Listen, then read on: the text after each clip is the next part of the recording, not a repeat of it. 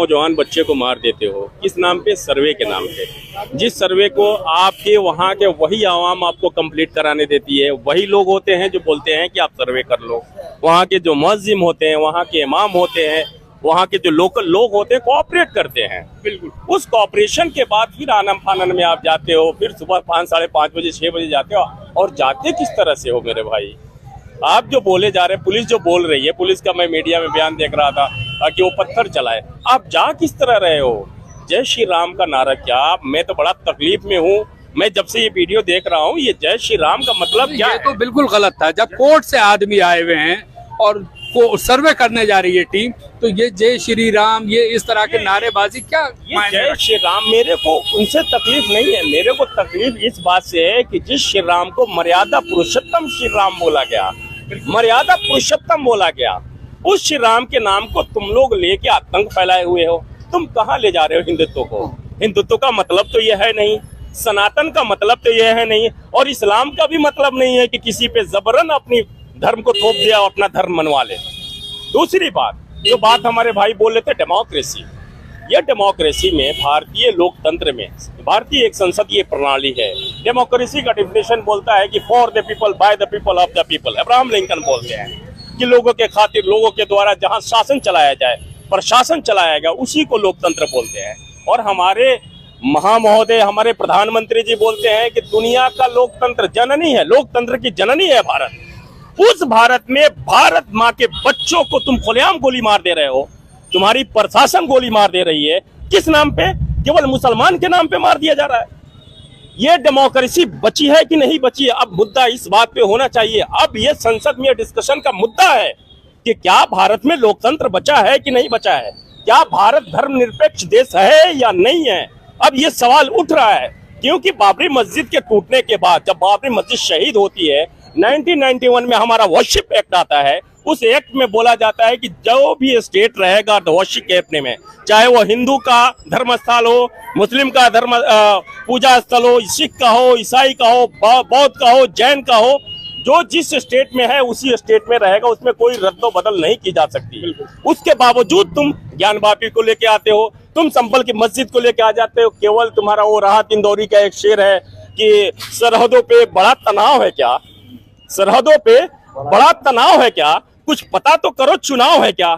जब भी चुनाव आता है तुम्हारे पास कोई मुद्दे नहीं है। जैसे हमारे भाई लोग बोल दिए ना, भुखमरी तुम पे देखी जा रही है, इकोनॉमिक सिस्टम ध्वस्त हो चढ़ता है, हेल्थ सिस्टम खत्म हो चुका है, भारत बर्बाद के कगार पे खड़ा है। और तुम क्या लेके आए हो? तुम्हारा ये 2025 का मुद्दा हिंदू मुसलमान का मुद्दा होने वाला है। तुम बोल दो ना, अलग ऐलान बोल दो, तुम सत्ता में हो, तुम राज्यसभा में हो, तुम लोकसभा में हो, तुम हिंदू राष्ट्र बनाना चाहते हो, बना लो।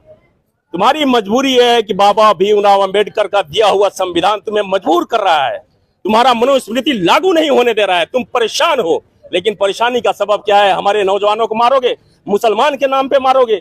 जो संभल में हुआ एक प्लान मर्डर है, आप देखो, आप ट्रेन में सेफ नहीं है। हम लोकतंत्र के मानने वाले लोग हैं ना, हमारे सर पे अगर टोपी रहेगा तो आप मेरे गोली मार दोगे, आप ट्रेन में मुझे गोली मार दोगे, आप हम कोई गौ मांस के नाम पे हमारे घर में घुस के 1 लाख को मार दोगे, जिसको जी में आता है उसके मार दे रहे हो। हम बोल रहे हैं कि हम लोकतंत्र प्रेमी हैं, हमें क्यों प्रवोक किया जा रहा है?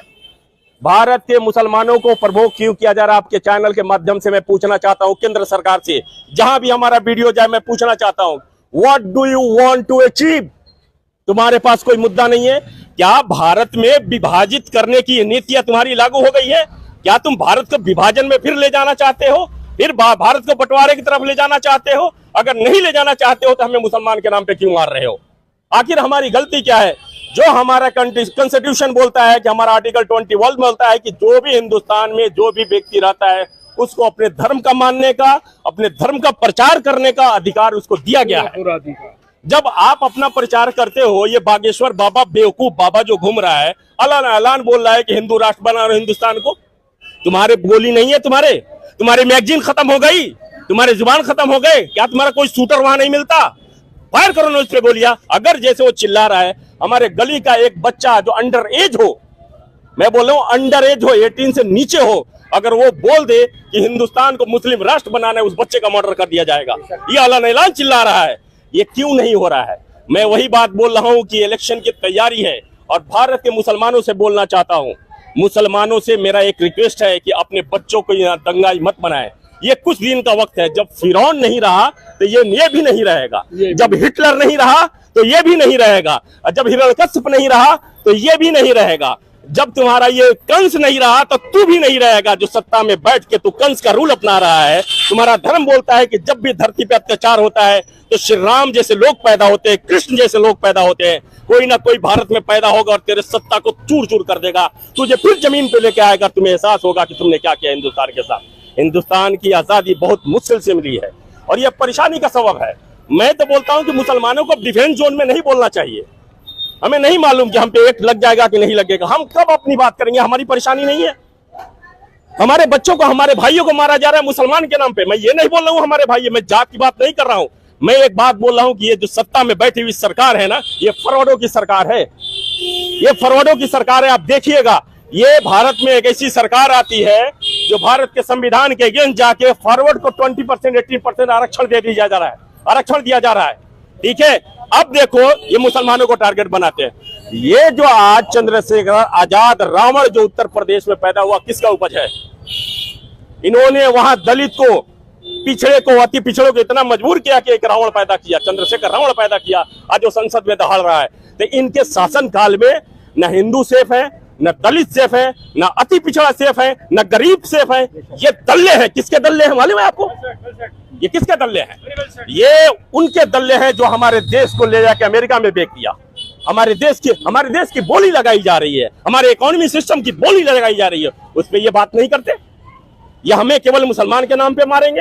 अरे कब तक मारोगे? हमारा कौम, मैं एक और मीडिया चैनल को मैं दे रहा था, मैं उनसे बोलना चाहता हूं, ये सत्ता के बैठे हुए केंद्र सरकार में जो काबिज हैं और राज्य सरकार में जो काबिज हैं, कि हम मुसलमान, अगर तुम मुसलमान की बात करते हो तो हम शहादत से नहीं डरते। और हमारा कुरान कहता है कुल्लु नफ्सिन ज़ाइक़तुल मौत, और ये हमारा ईमान है कि हमें मरना है, हमें दूसरी जन्म नहीं होना, दूसरा हमें पुनर्जन्म नहीं होना है। हमें ये हमारा ईमान है। अगर कुरान कह दिया तो हमारा यकीना है कि हमें मरना है। तुम चला लो गोली, लेकिन हमारे इस्लाम को न तुम, न तुम्हारे दादा, न फिरौन, न तुम्हारे परदादा, तुम्हारे नस्लें तबाह हो जाएंगी, लेकिन इस्लाम खत्म नहीं होगा। ये ता क़यामत तक इस्लाम रहेगा, जब तक क़यामत नहीं आता है। जी, इंशाअल्लाह। ये आप देख रहे हैं यहाँ पर खतीब त्यामी और ये लोग हैं, और काफ़ी दिल्ली की जो पब्लिक है वो जामिया नगर की, वो काफ़ी नाराज़ है जिस तरह से ये संभल में दंगा करते हैं और लोग मारे जाते हैं और कुछ गिरफ्तार भी हुए, और जहाँ जो है ज़ख्मी भी हुए काफ़ी तादाद में। ये कहाँ तक सही है, आप लोग कमेंट्स में बताएंगे। क्या होना चाहिए इस पे, किसको अरेस्ट होना चाहिए, किस पे केस चलना चाहिए, ये सब आप लोग ज़ियान न्यूज़ के कमेंट्स में आप लोग दीजिए। इसी के साथ मैं अहमद, ज़ियान न्यूज़ एक्सप्रेस, जामिया नगर, ज़ाकिर नगर।